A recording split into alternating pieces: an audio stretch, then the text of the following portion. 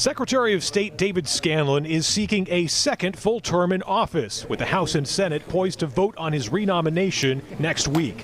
While it's possible a challenger may emerge, no one has stepped forward yet. Any Democrat that might run would face an uphill battle, especially after Republicans expanded their majorities on November 5th. State reps tell News 9 Scanlon has maintained the traditions of longtime Secretary of State Bill Gardner. He was a Democrat, and I voted for him. I did that because he was a man that had the interest of the state first.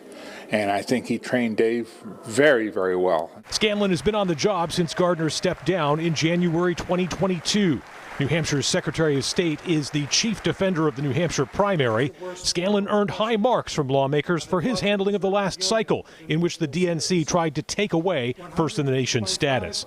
But under the high-profile fights, Scanlon has maintained a strong working relationship with the legislature. I think there's a lot of things that he does well. He's willing to listen to both sides and come up with a fair and honest decision of what should go on. Democrats came up short in challenges to Secretary Gardner in 2018 and Secretary Scanlon in 2022.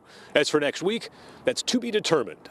Do the Democrats have a candidate to bring forward for Secretary of State?